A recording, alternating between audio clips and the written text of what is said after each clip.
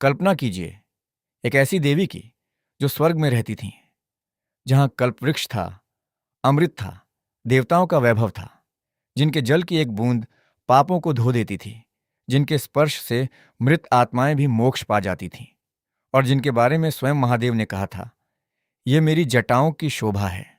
उनका नाम था मां गंगा। गंगा केवल एक नदी नहीं थी, वे एक दिव्य शक्ति थीं। पुराणों के अनुसार उनका जन्म भगवान विष्णु के चरणों से हुआ। जब वामन अवतार में विष्णु ने 3 पगों में ब्रह्मांड नापा, तब उनके चरणों से निकला दिव्य जल ब्रह्मा जी ने अपने कमंडल में धारण किया।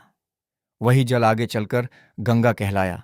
स्वर्ग में गंगा का सम्मान था, देवता भी उन्हें प्रणाम करते थे। लेकिन एक दिन गंगा के मन में अहंकार जाग उठा।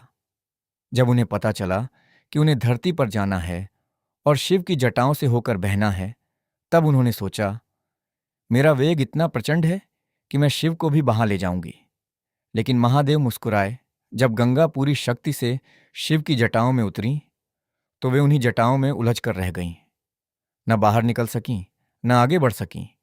तब उन्हें समझ आया, अहंकार चाहे देवी का हो या इंसान का, उसका अंत विनम्रता में ही होता है। इसी बीच पृथ्वी पर एक और कहानी चल रही थी।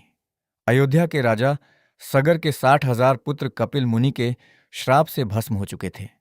उनकी आत्माएं युगों से भटक रही थीं। उनकी मुक्ति का केवल एक ही उपाय था, गंगा का पवित्र जल।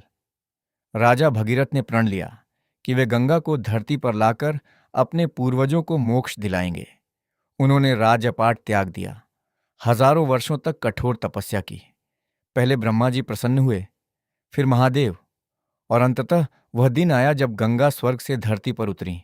शिव ने उन्हें अपनी जटाओं में धारण किया और धीरे धीरे पृथ्वी पर प्रवाहित किया। भगीरथ आगे आगे चले और गंगा उनके पीछे पीछे। जहां जहां गंगा गई, वहां जीवन लौट आया। सूखी धरती हरी हो गई। लोगों ने उन्हें मां कहकर पुकारा। आखिरकार गंगा उस स्थान पर पहुंची जहां सगर पुत्रों की राख पड़ी थी। जैसे ही गंगाजल ने राख को स्पर्श किया, आकाश में प्रकाश फैल गया।